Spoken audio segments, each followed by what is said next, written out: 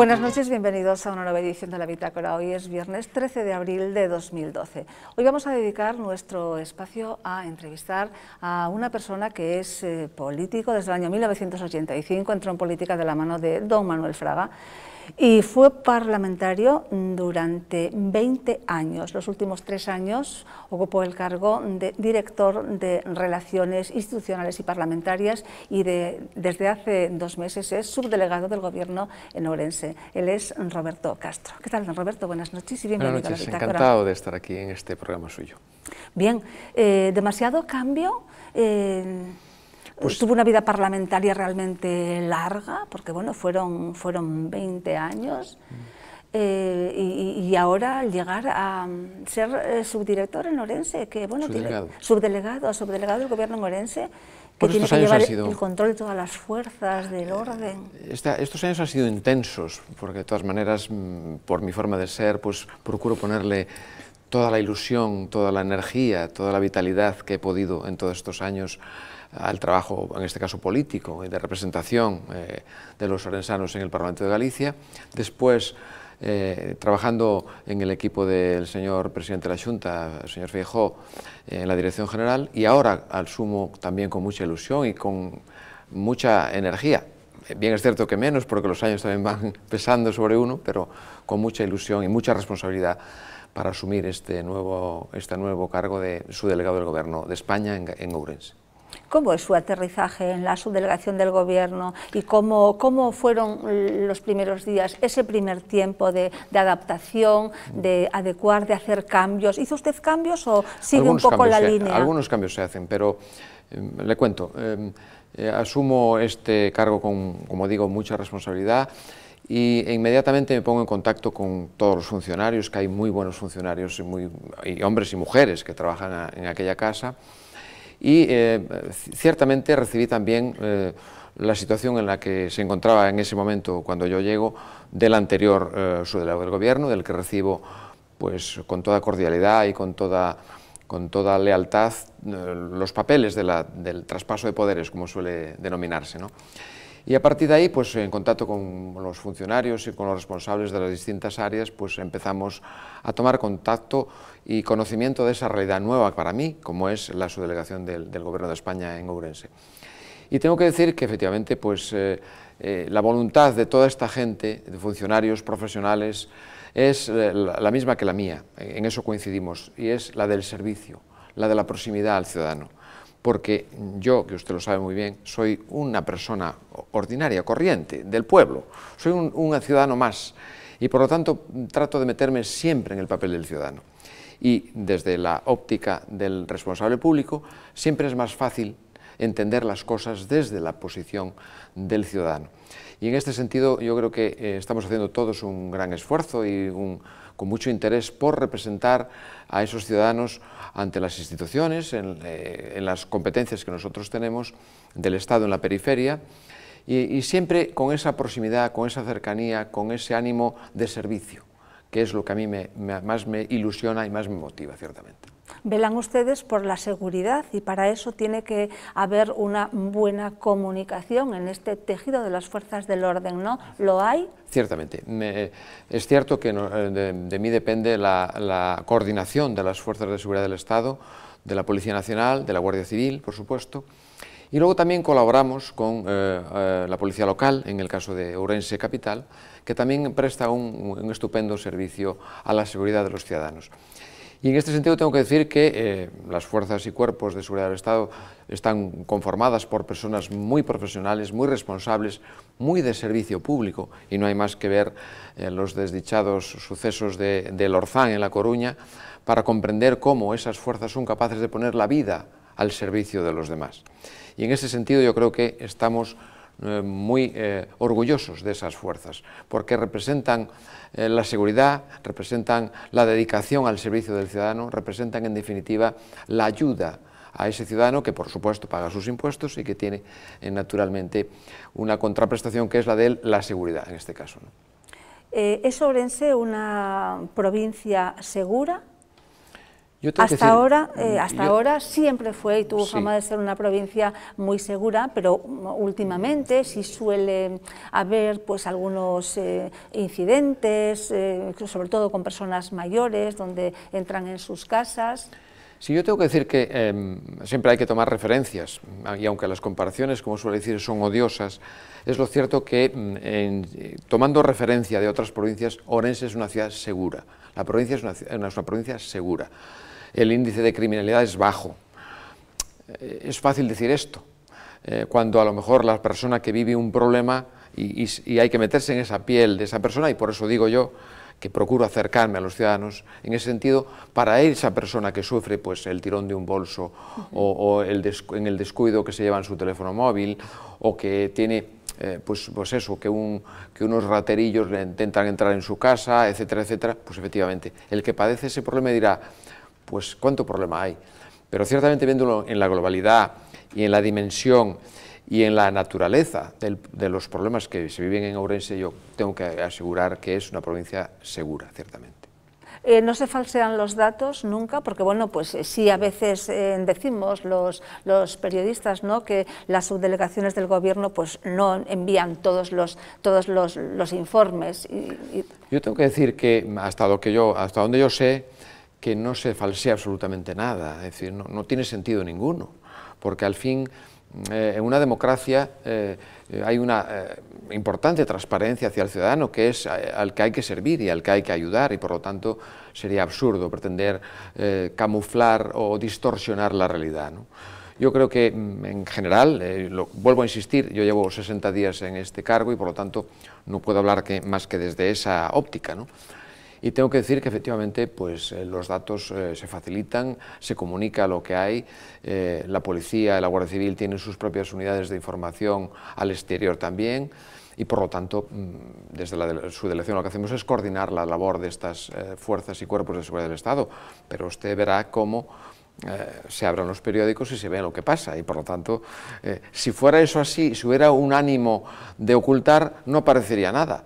Y no es así. Luego entonces, evidentemente, es cierto que aparecen cosas y ya me gustaría que aparecieran menos, es evidente, pero evidentemente es cierto que se comunican las cosas que pasan. Pero bueno, pueden aparecer cosas y no aparecer todas las cosas que son, que desde luego yo no pongo en duda lo que me está diciendo, ni muchísimo menos. Yo lo que le digo a usted es que se transmiten los datos. Y usted sabe muy bien, porque es una profesional de la información, que hay muchas formas de tratar los datos también, y a veces pues, un determinado hecho enfocado de una determinada manera puede sonar a alarma o puede sonar a calma relativa, ¿no? Vuelvo a insistir, el que lo vive desde su propia piel, y a ese no le vamos a engañar, indudablemente. Pero en todo caso, yo creo que, sinceramente, de lo que yo conozco, vuelvo a insistir mucho en esto, no sé el pasado cómo ha sido, pero tengo que decir que se comunica y se transmite al exterior lo que ocurre en la ciudad. Estoy segura. Las fuerzas del orden, los números de las fuerzas del orden son todos los que deberían ser realmente, se están cubriendo todas las jubilaciones, están viéndose afectados estos cuerpos por la crisis, por las reformas, recortes. Yo creo que hay que tener en cuenta el número de personas que viven en un determinado lugar, en una determinada provincia, la forma de vivir, es decir, la dispersión poblacional, el número de villas, pequeñas ciudades, la capital de la provincia, etc. Y en este sentido yo creo que, está razonablemente bien distribuidas las fuerzas que tenemos a disposición. ¿Que podrían ser más? Por poder sí podrían. ¿Que podría haber más? Es posible, pero en un contexto como el que vivimos, complejo, difícil, de crisis económica como la actual, pues teniendo en cuenta esa situación, para mí me parece que es muy razonable las fuerzas que tenemos en función de nuestra población y del servicio que tenemos que prestar a nuestros ciudadanos. La situación a la que tuvo que enfrentarse más, digamos, complicada, o que podía haber sido más complicada, fue quizá el día de la huelga. Pues yo creo que sí, y tengo que decir que las cosas han salido muy bien, en el sentido de que hemos sido razonablemente civilizados todos. Es decir, porque hay que tener en cuenta una cosa, la huelga es un derecho que tienen los ciudadanos, pero también el que quiera trabajar y debe tener el respeto por ese derecho también, ¿no? Y en nuestra provincia se ha combinado razonablemente esos dos derechos, ¿no? Siempre hay algún piquete que se extralimita tal vez, siempre hay algún piquete que no es tan informativo como dice ser, y por lo tanto, pues, hombre, a veces hay alguna circunstancia puntual que puede incomodar a algún ciudadano, ¿no? Pero en el contexto general, yo creo que ese día pues, ha sido bastante pacífico, afortunadamente. Y para mí era lo que más me preocupaba, es decir, ser capaces de garantizar la seguridad, ser capaces de respetar el derecho a la huelga y también respetar el derecho de aquellos ciudadanos que deseaban trabajar, ¿no? Y en ese sentido yo creo que se desarrolló un clima de tranquilidad. Hemos estado desde muy temprano, ya desde el día anterior, siguiendo un operativo que teníamos estructurado para ese servicio del que hablábamos a los ciudadanos, y por lo tanto ha sido un día razonablemente pacífico, ¿no? Sin perjuicio de que habrá situaciones deplorables y dignas de todo punto de no aceptarlas en modo alguno, porque, insisto, los derechos de uno siempre terminan donde empiezan los de los demás, y por lo tanto hay que coordinar y conectar y equilibrar unos y otros para que ya sea el que quería ir a la huelga, que tendría todo su derecho, como el que quería trabajar, pues pudiera hacerlo razonablemente, ¿no? Don Roberto, ¿cuáles son los objetivos a cumplir, digamos, en el futuro inmediato? Yo creo que los objetivos que nos planteamos a corto y medio plazo es en el contexto de servicio. Usted sabe muy bien que la Administración Periférica del Estado, a la que represento en Ourense, pues lo que trata es de eso precisamente, de garantizar una serie de servicios, una serie de respeto por una serie de derechos de los ciudadanos, representarles adecuadamente, interferir positivamente en la solución de algunos de sus problemas, representarles, aunque ya hay otros órganos de representación, como son los diputados, los senadores, los parlamentarios autonómicos, los concejales en su caso, pero la Administración del Estado lo que trata es de eso, de estar próxima al ciudadano. Y en el contexto de la proximidad es en donde yo me encuentro más a gusto, en esa cercanía a los problemas de la gente, en el comprenderles, en el de ayudarles, en la medida de nuestras competencias, evidentemente. Y en este sentido, los objetivos que nos marcamos son esos, la de la seguridad, lo de garantizar los derechos, lo de también garantizar las posibilidades de desarrollo de la ciudadanía a nivel ordinario, que no se vean interferidos por nada ni por nadie, que no les interrumpa nadie en el ejercicio de sus derechos, de su libertad, y en ese respeto también mutuo entre ciudadanos, la convivencia en definitiva. Y lo que le decía yo hace algún tiempo a usted, es decir, esto marcado en el tema del mundo educativo, ¿no? La educación al final, ¿no? Que siempre aparece en todas partes, ¿no? Porque si somos personas educadas, si somos personas respetuosas, es mucho más fácil siempre la convivencia, ¿no? Cuando falta la educación, cuando hay una serie de valores que se pierden, se deteriora siempre la convivencia, siempre se deteriora. Y yo creo que en los mundos en los que vivimos pues hay que volver un poco a la cultura de esos valores, ¿no? A la cultura del esfuerzo en nuestros jóvenes, en nuestros hijos, en nuestros nietos, el respeto por la palabra dada, la honestidad, la honradez, en fin, todos estos valores que fueron de siempre y que a veces vemos, y sobre todo en estos programas de colorín en los que pues por 4 perrillas traicionamos a una persona, porque hemos trabajado en su casa, sabemos de su intimidad y la venimos a contar a una cadena pública, por ejemplo, o privada, según sea el caso. Yo creo que tenemos que hacer grandes esfuerzos en esa línea de la educación, porque un pueblo educado, un pueblo que tiene unos valores, es un pueblo moderno y al mismo tiempo es un pueblo que mira hacia el futuro y que camina hacia el futuro con ciertas garantías. Y lo importante es que las generaciones que nos van a sustituir se incardinen perfectamente en esos valores de los que hablamos. Yo creo que eso es muy importante. Don Roberto, no sabe cuánto me gusta realmente que me hable de valores, porque estoy comprobando que efectivamente no podía ser de otra manera, pero que es el mismo Roberto Castro de siempre, y siempre habla efectivamente pues de valores y de esas cosas atemporales, ¿no? Es que yo no podría ser de otra manera. Mi cargo hoy actual es accidental, el que tuve es accidental, la responsabilidad que asumí con mucho honor y con mucha ilusión fue accidental. Lo que permanece es la persona siempre. Y yo creo que ya puedo cambiar de puesto de trabajo o de ocupación o cargo público o estar en mi casa como un ciudadano más, que yo seguiré siendo el mismo, créame. Sigue paseando por las calles con su mujer, para acá, para allá, de compras, como siempre. Claro. O sea, no va siempre en el coche blindado y esas cosas, ¿no? Bueno, primero que mi coche no es blindado.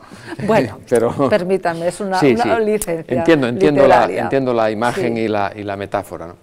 No, yo sigo siendo un ciudadano orensano que camina por las calles, que pasea, que va al supermercado, que compra, que pasea, que vive, que está en contacto con los vecinos, que les saluda, que les saludan, como siempre, como tiene que ser, por otra parte, yo creo. Claro que porque sí. Eso es estar hablando de lo que le decía hace un momentito, de la proximidad, de la cercanía, de ser uno más, de ser un ciudadano corriente, como hay muchos, como lo somos la mayoría de ellos. Así es, y lo alabamos.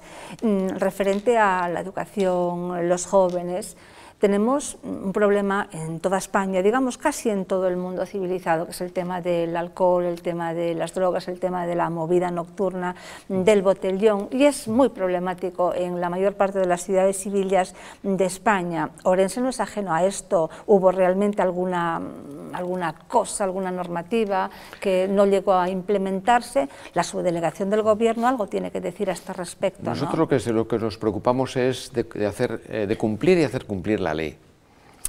Y nos preocupamos de conseguir que los locales abiertos al público, establecimientos, cumplan la normativa, que cierren a las horas que les corresponde, y que después, en la medida de lo posible, los ciudadanos, los jóvenes o menos jóvenes, en esa línea de respeto de la que le hablaba antes, del que tiene derecho a descansar y de divertirse, el otro, que puedan hacerlo en un clima de razonable equilibrio, sin molestar.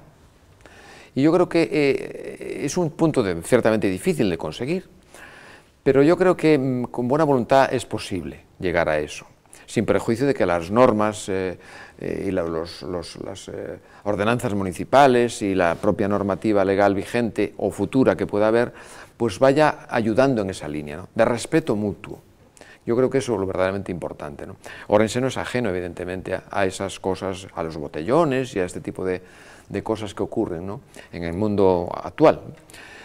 Y estamos haciendo con nuestras fuerzas de seguridad y coordinadamente con la policía local de Orense también, en la capital me estoy refiriendo fundamentalmente, pues a conseguir que se mitiguen los efectos. No es nada fácil, no créame que no es nada fácil, pero estamos poniendo los medios. Y yo creo que los ciudadanos lo entienden así y también valoran ese esfuerzo de nuestras fuerzas y cuerpos de seguridad del Estado, que intentan hacer cumplir la norma, hacer cumplir la ley, y al mismo tiempo que permiten que los ciudadanos, pues los más jóvenes generalmente, pues puedan divertirse. Y a mí me gustaría que fuera de manera sana y que no estropearan su salud, evidentemente. Pero bueno, eso ya no entra dentro del campo de nuestras responsabilidades. Sí entra dentro del campo educativo, que los padres, las instituciones, la escuela, los institutos sigan haciendo esos esfuerzos. Y en esa línea nuestros cuerpos y fuerzas de seguridad del Estado colaboran mucho y bien, impartiendo clases, impartiendo charlas, explicando lo que es la droga, lo que es la circulación vial, todo este tipo de cosas que los niños entienden muy bien y que pueden practicar en el futuro si desde la escuela ya van encauzados convenientemente. Uno de los temas candentes es el de los incendios. Y parece que este verano, bueno, pues todo parece indicar que va a ser un verano calentito, literalmente. ¿Le quita el sueño, don Roberto? Hombre, a mí me preocupa mucho, me ha preocupado siempre. Usted sabe que he sido portavoz de Medio Rural de mi grupo en el Parlamento de Galicia durante muchos años y que esos temas pues los llevaba muy de cerca, ¿no? Ciertamente ha habido muchos fuegos forestales en estos primeros meses del año, evidentemente influye mucho la sequedad del terreno, las dificultades climatológicas, el excesivo viento en algunos casos, y luego también influye la negligencia o el poco cuidado de la persona, del hombre, el hombre entendido por género humano, ¿no? A veces creemos que vamos a quemar 4 metros cuadrados de unas zarzas que nos molestan allí y al final aquello se convierte en un infierno, ¿no? Con la consecuencia posterior de que pueda haber incluso algún fallecido, como ha ocurrido en Castelo de Val en estas últimas semanas, precisamente por una actitud negligente. No tener el cuidado suficiente para decir, bueno, ¿hasta qué punto yo controlo esto? Porque claro, la cerilla la controlo, porque es una llamita pequeña. Pero ya cuando la sueltas en un terreno en el que hay materia combustible y empieza el viento a soplar, ya no es tan fácil. Y después ya, pues, si se desboca eso, ya es muy complicado. Yo espero que tengamos la sensibilidad suficiente para darnos cuenta de estas cosas. Y yo apelo a la responsabilidad de los ciudadanos, de las personas que viven en el medio rural, fundamentalmente también de los que viven en la ciudad y se van a hacer allí, pues, en fin, una barbacoa o una merienda, ¿no?